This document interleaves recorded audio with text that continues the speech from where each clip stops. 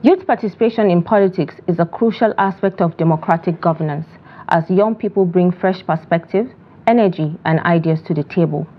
In Nigeria, where over 70% of the population is under the age of 30, the role of youth in politics is particularly significant. However, despite their numerical strength, young Nigerians have historically been marginalized from political decision-making processes, with many facing barriers to political participation, including limited access to education, economic opportunities, and political presentation. In recent years, however, there has been a growing wave of youth-led political activism and engagement in Nigeria. Young people using social media protests and other forms of activism to demand change and hold leaders accountable. The Not Too Young to Run movement, which successfully advocated the reduction of age limits for political office, is a notable example of this growing youth political engagement. Welcome, and thank you so much for joining us on another interesting episode of Youth Connect. I am Fatima Ahmed Musa. Joining me in the studio is Honorable Patience Cliff Kwachi. She is the National President, Progressive Young Women Forum in Nigeria. Thank you so much, Honorable Patience. Thank you for having me, Fatima. And we have Ambassador Muhammad Ahmed Marafa, Secretary General and Head of Mission West African Youth Congress. Thank you so much for joining us. Thank you, Fatima. Muhammad, let me come to you with this question of mine. Okay. What do you think about the role of young people in politics, especially in Nigeria? Actually, the role of young people in Nigerian politics, youth are playing a vital role because looking at the number and the population of Nigeria, youth are covering not only 70%. I took the 70% as a rhetorics. We are covering almost about 80, because when you talk about youth, you'll end up putting the women inside, and our strength is the most powerful strength when it comes to politics. We are the decision makers, and whenever there is politics, all the decision that will be taken, it will end up coming to the youth table, and the youth will decide on what to do and how to do, even when they are not on the main table of taking the decision. And as I'm speaking to you, looking at the 2023 election, it shows that the youth have a little bit progress in trying to change the entire narrative when it comes to 2027. Even though when we have been handcuffed and been passively been denied the actual our actual position on how and where to be at the table of decision when it comes to the political participation. But our participation is very, very we are at the top when it comes to the participation, but it's just that we have been manipulated to allow to play the main role at the top. Okay, Patience, what do you think, or should I say, do you think youth are given the opportunity to participate in politics as it should be in Nigeria right now? Thank you so much, Fatih, and so good to see you after a very long time back then in school. Indeed. And when we talk about youth participation in politics, and you said just now, if they have been given an opportunity to participate, power is not given, Fatih. Power is taken. Yeah. Participation is not given. You need to take the bold step. But first of all, before we build on that, I'd like us to look at what the National Youth Policy of Nigeria said. Coming here, I was reading an article and I stumbled on it, and it said, the National Youth Policy 2009 aims to promote the enjoyment of fundamental human rights and protects the health, social, economic, and political well-being of all young men and women in order to enhance their participation in the overall developmental processes and improve their quality of life. That's to tell you that they all know, we all know, even the policy is stressing the importance of having young people participate, not just in politics, decision making, in your community levels. Politics run down to the grassroots. It's not at the national level you play politics. So giving us opportunity, I don't think they will have to give us an opportunity, because there's that sense of intimidation. Our voices are loud. Demography, we constitute the largest constituency of voters Yeah. in every election. And not just in election, even in the country, our population is so large. They know once we come out to speak with one voice, we get what we want. But are they going to give us the opportunity? They will not, because they fear the kind of things that follow back after NSAS protests. In the 2023 general election, we saw how so many youths came out. I contested for the Federal House of Representatives. You also contested, my friend. We're both from Adamawa State. We had that zeal, we had that passion to contribute to nation building politically. Now, the elites, the ones who run the political parties, the ones who run the government, the one who runs the security, the ones who come in with the money bag, will not give us, never give us the opportunity. So giving us an opportunity, I don't think so. They come out to say, oh, the Not Too Young to Run bill is for you to come out and participate in politics. But when we come out, we've struggled to buy our forms. The forms are even expensive. Yeah. So if you look at it, it is those with money who play this politics. So opportunity, I don't want to think they've given us the opportunity. I remember saying that the 2020 election is the politics of money. But there was no money as of that time with the cashless policy. That was why looking at the Not Too Young to Run, I always said it is just something like, it's just a movie. Some people just sat and acted and then acted. Because we didn't see it. Because it is not working. When you said you are giving me something, you are offering me something, then that means you are telling me that I will be able to like use that thing in the right way. Like now, if I will say that I want to contest, the next thing is the issue of money. Now, did we tackle the issue of money in politics? No. Funding has to come in. Issue of bribing the delegates, issue of bribing the party. And then godfatherism as well. Anointed candidates, they call it. So, you know something, let me make an example with so many people in my state. That was why I always said it boldly. I like Senator Elisha Abo. He did not believe in godfatherism. He did not believe in that, let me wait for someone to push me. And that's how I want to be when I want to be in politics, to push yourself, work, plan yourself, deal with how it's supposed to. But the main issue is the resources. If truly they are approving Not Too Young to Run for the youth, then they should have to tackle the issue of resources. When they see a youth is coming out for AC, they should make sure that his opponent did not use money against him. Because to oppress him. Yes. Because if you will allow that youth to go and present himself before the people, then definitely his opponent, that is not youth, is gone. Okay, so Honorable Patience, how do you think we can increase youth vote turnout, and engagement in Nigeria, considering the 2023 general election that, Ambassador Marafa just said that there was a turnout of youths, in 2023 to see that we take something that we feel belongs to us as youth. What do you think we can do to, encourage voters turnout when it comes to youth? Well, first of all, we need to create an enabling environment for youth to come in, void of hostility. We talk about funding. Sensitization is very, very important. I'm a grassroots politician. I'm not an Abuja-based politician. I don't even believe in sitting in Abuja and calling the shots. I don't do that. That's why when the Abuja-based politicians come back home, we give them a run for their money, because our people know that we are the ones that come back home in between the year to see them during dry season, during farming season. We don't just come to dictate this is who you vote for and all of that. Sensitization is very important at the grassroots. Who is a youth? I think the age starts from 15. Yeah, 15. 15. But you are eligible to vote when you're 18 years old. Yes. Now, the last census we did, have we taken a critical look at the youthful, participants of the data that we have of our youth? How many do we even have? What numbers are we even talking about? Okay, do we even know where they are? What are we even doing in regards to voting sensitization? What are we doing out to saying, okay, come out and get your PVC? This is how important your PVC it is to you. Is your franchise and all of that? No. But what we do is we end up using them as thugs.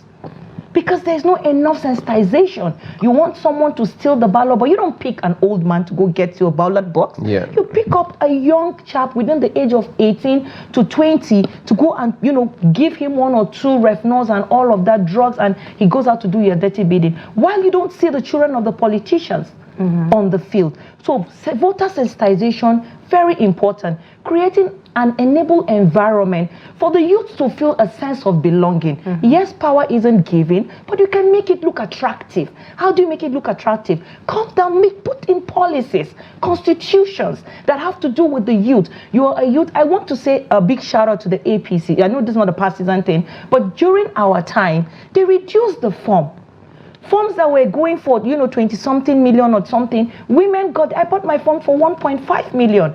I know that someone out there who has the passion, who can really, really, really work for the people, is there to campaign and get into office for the people, may not even afford that 1.5. I was able to afford it. If it was 5 million, I wouldn't have been able to afford it. Now, looking at things like that, narrow it down. Campaign funds, enough with the anointed candidate, enough with the preferred candidate. Put those candidates on a debate. Let us know who really carry the masterpiece on them. And then you pick out that candidate and say, look, you go and run, regardless of who you are, regardless of what you have. When things like this are put in place, I tell you, there are energetic young men and women in Nigeria who are passionate about this country, who will give their all in all. A typical example of one of those youth today is Senator Distinguished Ishaku Abu. He mentioned him. We are also proud of him because he is a youth that did not wait for an opportunity to come to him. He seized the opportunity. So we as youths, let us seize every little opportunity we have in this country. So let's, Ambassador Mohammed, let me come to you with this question because I feel you would have a lot to say about it. What are the most pressing political issues affecting young people, and how do you think we can address it? Because there are certain issues that need to be addressed at this point. Yes, like I said, when it comes to politics entirely, what came to the mind of our allies, like they think of, if we give them this thing, they will retire us entirely. But it is not like that. And to resolve the entire this issue is to have a working document policy, or working document that will be allowed to be implemented. In 2003, I can recall, the same person that I just mentioned his name, he was part of those that came up with the national youth policy and made the vice president. For them to even see met with the then president, which was the former vice president Alhaji Atiku Abubakar, it took them a long while. They have to protest, they have to do this, do that before they met with him. With all the implementation and whatsoever, today the policy is not being implemented the way it's supposed to. I was being opportune to be ambassador of the National Youth Conference of last 2 or 3 years back. We have come up with so many resolutions that has to do with Nigerian youth, the politics, the governance. Nothing has been implemented. Now, coming to your question, how can we resolve this? We have to go back to Honorable Patient Kwache's saying that we have to grab the power by force. Thinking these people will implement what we want, or they will decide to give us our own share, it will be very hard. Looking at the position now of the 2023 to now, from the election, from the appointment and whatsoever, in any appointment that will come up, you will see that the numbers of youth is just few. And for we to fight this, we have to come up under one umbrella. This is where we are finding it difficult in Nigeria. Our youth, before you realize, when the few are deciding for those that are not well educated, do you realize a 200 naira will change their mind? Then you have no option than to just see you are there to fight for them. I was when coming back from Bujumbura with a lady, she is from Chad. Immediately she landed in our country after the program. The next thing I heard, she was being appointed as minister at the age of 28. I came back to my country at that time at the age of, I think, 32, 33. I just smiled and said, dear my Nigeria, when will such happen? Not even me. Let's get someone that deserves to say, kudos to this administration. I saw the minister is at his 30s, both the minister and state. And so we are having a long way to go. It's such an answer that I can say it is a complicated issue that we cannot tackle it just for once. Okay, Honorable Patience, what are some effective ways for young people to advocate, and change and hold leaders accountable for some of the things that we see today? We have to hold somebody accountable for some of the things. First of all, we need deliberate intent. You need to be deliberate about what you're doing. Marafa made mention of deviation. We tend to start championing a cause, and at the end of the day, we get distracted.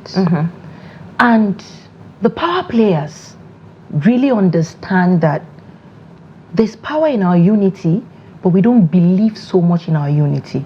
And therefore, they bring in the division. Why? Because they see us as competitors. But we are not competitors, we are contributors. Right? So while they see us as competitors, we need the youth, us, young men, young women.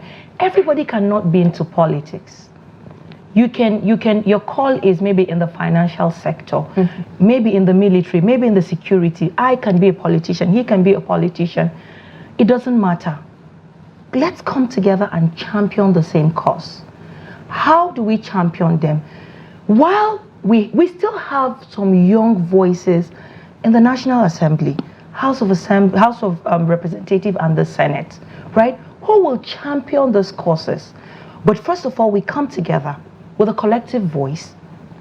Let us know that we have a problem, and we can only solve this problem through this channel.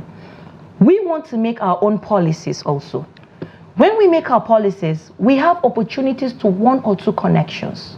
Those who have those connections, let's use the connections and push towards the right direction using the National Assembly, the Senate, of course, who are there to make laws for us.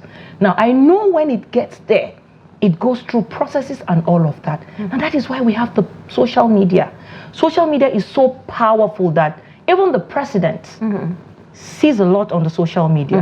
Yeah, I was going to ask that, how do you think, social media played a role when it comes to activism and, and policy influencing the young people? It did a lot. A vital role. I'll tell you what happened.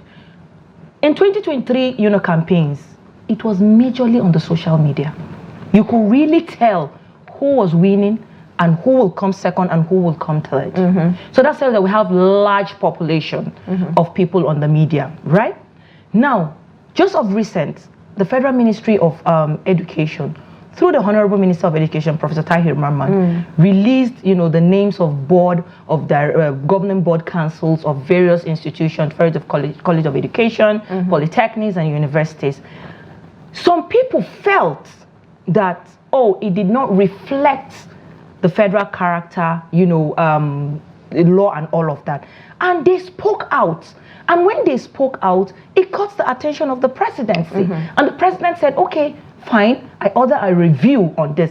That is how powerful social media is. So instead of sitting on our keyboard, behind our keyboard, and insulting and throwing stones and calling names and dragging, I want us to begin to use social media to our own benefit. Call out those leaders, hold them accountable, go down to your word, call your senator quarterly to come and tell you, what have you done in so quarter? What are you pushing in so quarter? Enough of coming to give us boreholes and give us wells and do water. That's not what we want. So that's the accountability we're talking about. We're talking about advocacy through social media, and sensitization, especially when it comes to going back to our local grassroots level and asking our leaders, what have you done to us? Because to me, I don't think we are still in this millennium world. We should be talking about boreholes, roads, countries that we give them palm trees and other things today are talking of building another wall in mass But then let me ask you this, which I feel is very important. How or what is the role of education in shaping, these young people's political beliefs and values? How can we make them understand that education is very important and it plays a vital role when it comes to politics and decisions? Yes, issue of education is another thing that is seriously destroying our youth, because the numbers of the youth that are well educated are below the numbers of the youth that are illiterate or are average. So, and this is where our main problem is, because like now, as an educated person, to even go back to your community and start to talk, they will start looking at you as a different person. You came with a different ideology or idea that they cannot even start running it. So for we to achieve this, we have to first of all even go back to our community and tell these guys that, hey, this is even a chance. We are having a nail funds that the president is ready to give out.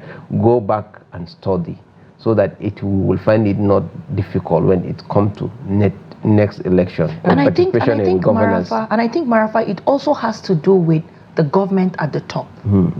Now, you will agree with me that I am not being biased. I'm being for a fact what I know. This present Minister of Education really knows what to do in the education. He is one of the best ministers. He's one of the best ministers that I have ever seen. Because looking at his performance, I can recall I came to this studio on issue of ASU strike 3 times. So looking at his performance, today he's about 9 or 10 months, there is no strike. He has been able to implement nail fund. He was been able to put on the governance board of a higher institution. He was been able to crash those that are coming with fake results. So many things, so many policies that he brought on. From there. So talking about policies, Honorable Patience, how can young people build political power and influence policy decisions? Building political power, politics is local. It's at the grassroots. Like I said, it's not an Abuja thing. Even the president goes back to his unit. So as a young person, you want to influence your community politically, get back to that grassroots of yours. Get back to that community. Sit with 1 or 2 people in the community. Talk with them. Tell them, okay, I am educated. I shouldn't sit in Abuja and roll with educated people. I should be able to go back to my constituency and sit with my people and tell them the importance of voting credible candidates in every election. That way, you are influencing their minds when it comes to another cycle of election. So when they go to cast their votes, they know what you have told them.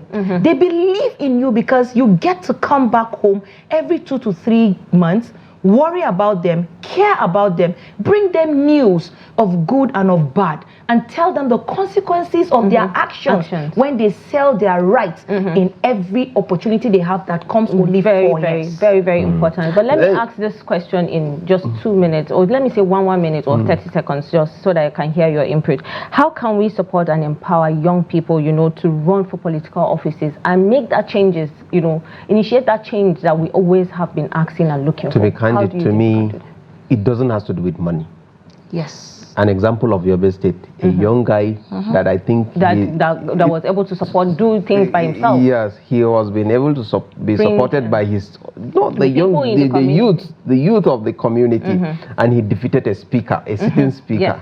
So this is a simple example of any youth that are ready to rally around their own, support him or support her to win.